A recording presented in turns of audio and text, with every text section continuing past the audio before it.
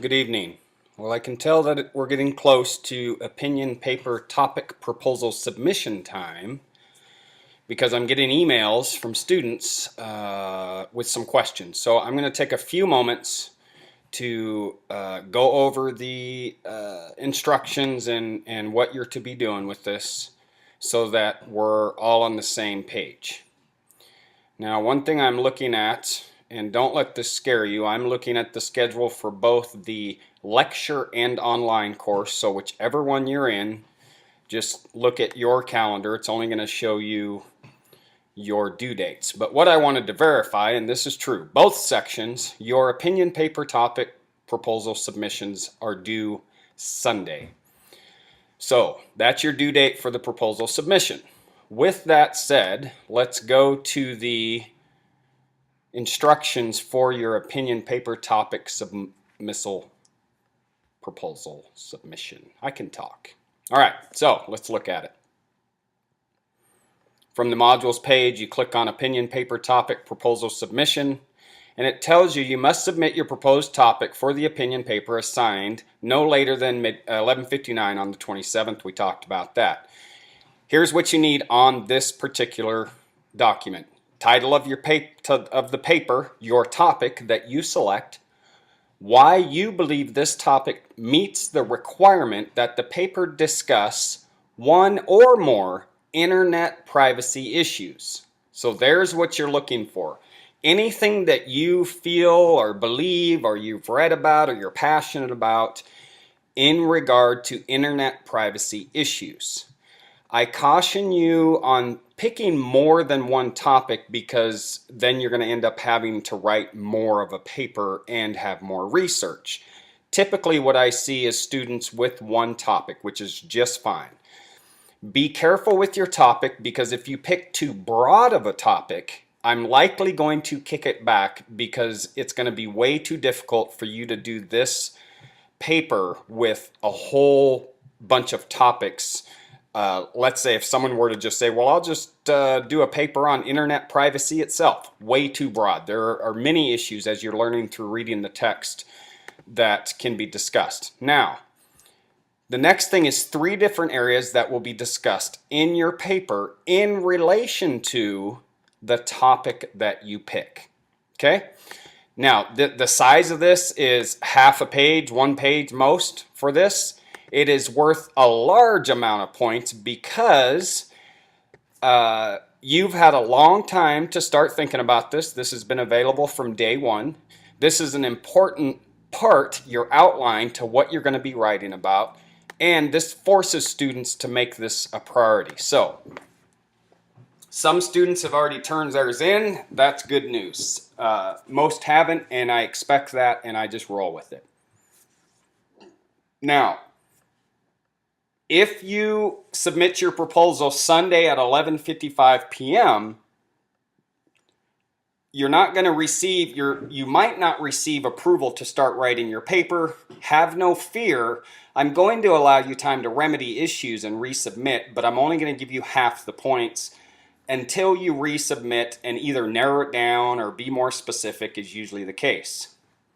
So, that's for the opinion paper topic proposal submission. And I've gotten a couple emails saying, well, what do I write my paper about? This little link right here gives you some great topics. Click on the link. It takes you to EFF.org. It's the Electronic Frontier Foundation. And it can give you a whole bunch of different information about the topic you're going to write about as far as internet security. So one area could be anything having to do with what's been really good with government intrusion, government getting information from Google and from Facebook and all of those. So you could write about that. You could write about the government intrusion as far as asking for that type of information. So that could be an area. Another area could be just looking here. This is a great one. Brief argues police need search warrant to read text messages. So this is obviously a security issues. You can write about, if you look in your textbook, they give information on RIAA issues. This is one of your topics for one of your reviews for the Spinello books. Your books can give you a whole bunch of information on topics that you can write about. So there's some areas that you can look, and if you, let's say you wanted to write about internet security of personal information, Google search. And so now I've just found a whole bunch of information. This is another great site right here, the Center for Internet Security. A lot of information, a lot of resources and publications in here that you can get information and find a topic to write about. So again, Google is our friend. You can find lots of information. It just needs to be a specific topic that surrounds basically this class, specifically internet security. So now let's take a look at what we call a well-written opinion paper. So this person obviously did a lot of work with theirs. They did a good job. Before we look at that, let's look at the parameters for your paper. And I'm trying to keep this as short as possible because sometimes people, well, not sometimes, I know myself, I get lost after a few minutes. So here are the opinion paper instructions.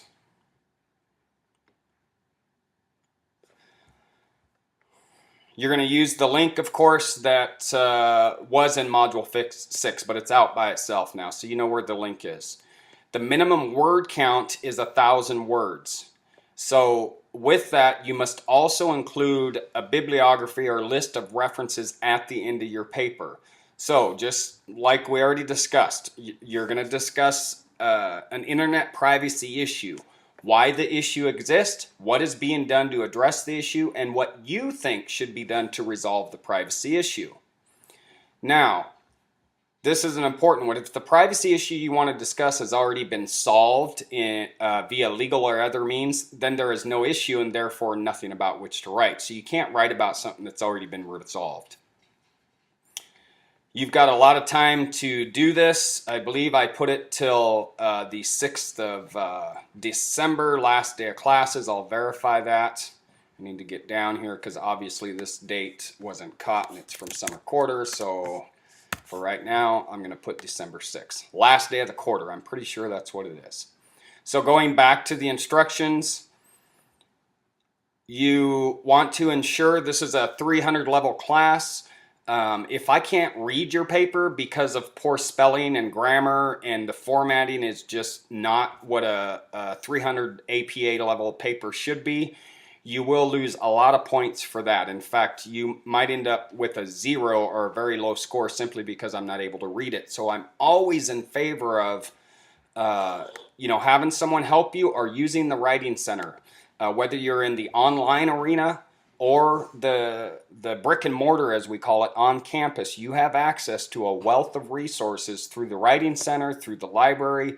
So please use those so that your paper is well written, spelling and grammar is in place, and it's good. So now you need to make sure that you use references. Of course, plagiarism is not a good thing. Spelling, grammar, formatting, organization. Be sure to include a bibliography, a reference page, so that I'm able to verify your sources. Remember that generally speaking, like it says here, Wikipedia is not an acceptable references.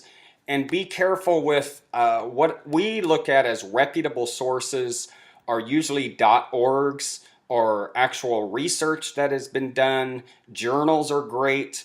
So be careful with your sources. Don't use Wikipedia. .coms, if you're using a .com, you might want to be careful with that one. I would highly suggest using the Brooks Library and finding journals or articles through there. Then you're going to be in good shape. So there you go. Now let's look at a great paper. This person wrote about the Electronic Privacy Information Center versus Google Books, an argument for user protections. So this is a great topic they picked. There's their cover page, very nice. You can see their formatting's good. For an APA paper. The headings are correct, the spacing is right, the font is correct. So they introduce what they're going to write about.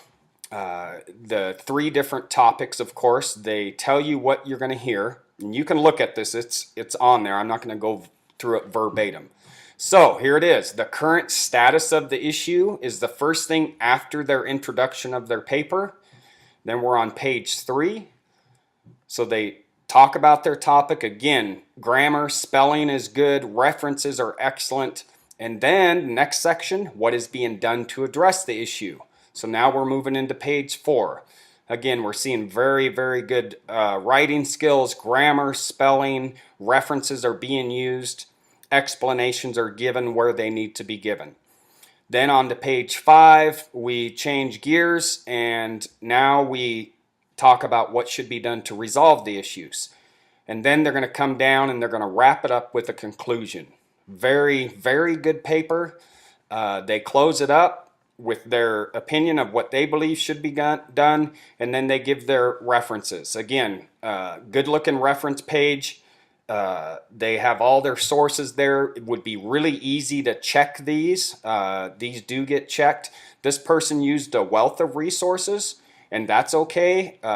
You need to use, I believe I put at least 3. We'll go back and take a look. What did we put in here?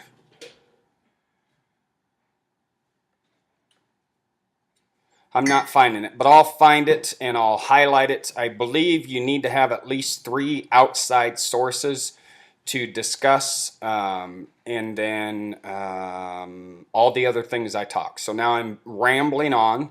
So there's a little more information on your paper. Again, you need to have your topic submitted by Sunday. It needs to be reviewed and approved before you are going to be able to start writing on your paper. So good luck, and I look forward to seeing topics come through.